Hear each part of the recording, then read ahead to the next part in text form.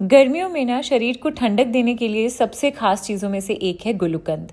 और आज इसी गुलकंद को मैं घर पर बना रही हूँ फ्रेश रोज़ फ्लावर्स के साथ और एकदम आसान तरीके से, जिसमें आपको गैस तक भी जलाने का झंझट नहीं है। और एक बार बना के आप इसे 6 महीने से ज़्यादा स्टोर भी करके रख सकते हो। और गुलकंद के बेनिफिट्स, ये आपकी शरीर को ठंडक देगा गर्मियों में, डाइजेशन इंप्रूव करेगा, ब्लड सर्कुलेशन इंप्रूव करता है, काफ़ी सारे बेनिफिट्स हैं इसके। और बनाने में तो ये बहुत ही ज़्यादा आसान है। तो इसके लिए ना सबसे पहले मैंने यहाँ पर लिए हैं 150 ग्राम जितने देसी गुलाब।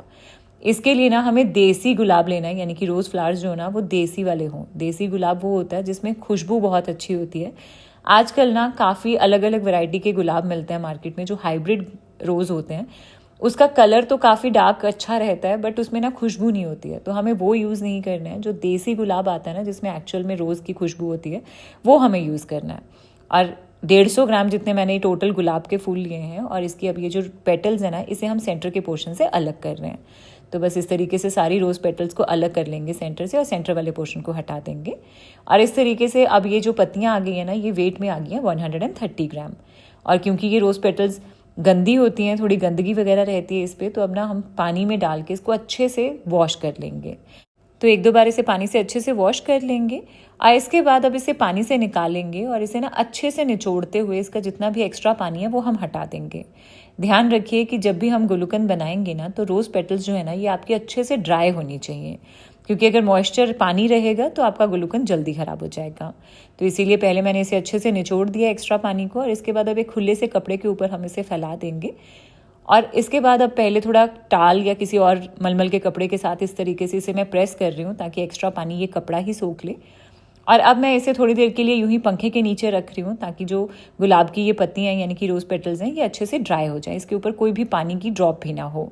और मैं इसे ऊपर से कपड़े से कवर कर रही हूँ, ताकि कोई मक्खी मच्छर वगैरह ना लगे और ये पंखे की हवा से उड़े नहीं इधर उधर। और जब तक हमारी रोज़ पेटल्स ड्राई हो रही हैं, तब तक हम आगे की तैयारी कर लेते हैं। तो इसके लिए ना अब सबसे पहले मैं यहाँ पर ले रही हूँ 3 बड़े चम्मच जितनी सौंफ।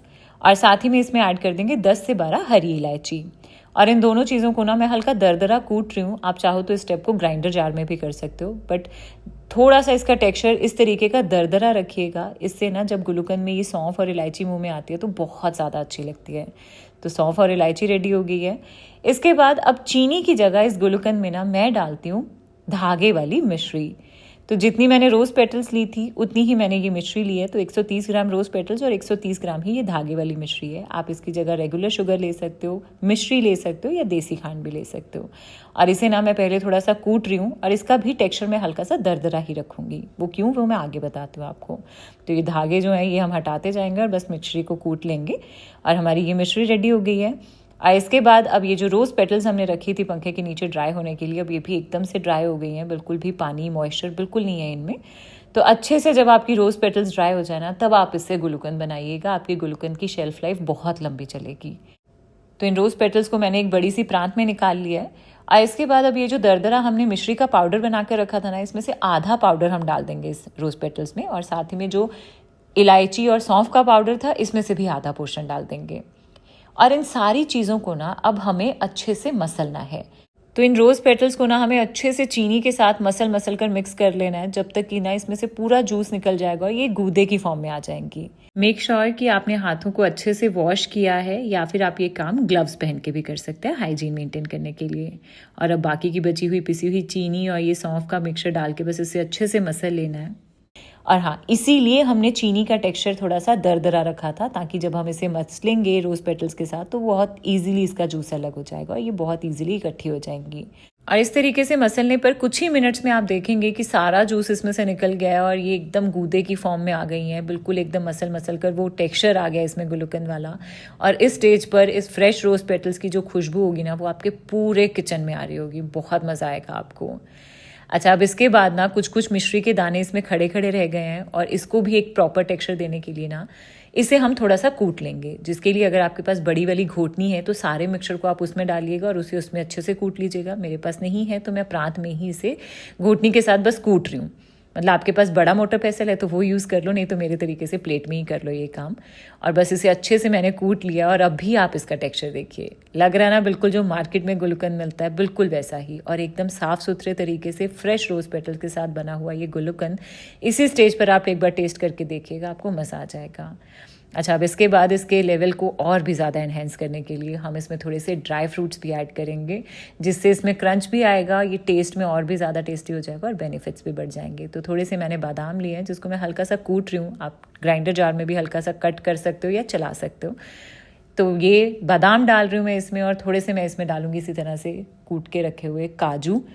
साथ में मैं इसमें थोड़ा पिस्ता ऐड कर रही हूँ, जिसे मैंने साबुत ही यूज़ किया, ऑलरेडी छोटे साइज़ का ही था पिस्ता। और साथ में ना इसमें 2 बड़े चम्मच मैं डाल रही हूँ शहद।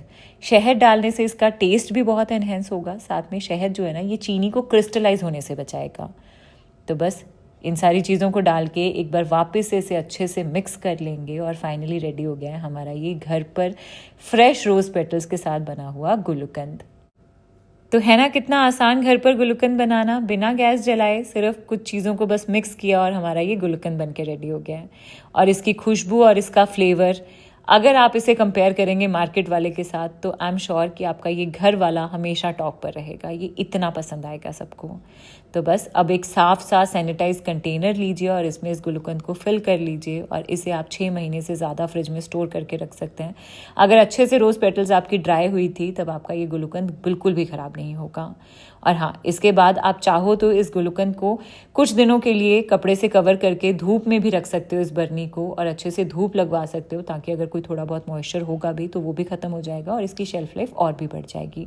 बट मैं यूं ही बनाती हूँ, यूं ही यूज़ करती हूँ, नहीं ख़राब होगा। आप प्रॉपरली स्टेप्स को फॉलो करिएगा और इस रोज़ गुलकंद को एक बार आप ट्राई करके देखिएगा। इसके जो बेनिफिट्स हैं वो तो हैं ही, वो आप गूगल कर लीजिएगा, बट इसका जो टेस्ट है वो इतना टेस्टी लगेगा आपको कि एक बार टेस्ट करके आप इसे छोड़ नहीं पाओगे। तो ट्राई करिए, अब साफ़ सुथरे तरीके से घर पर बनाइए चीज़ों को, बहुत आसान होता है।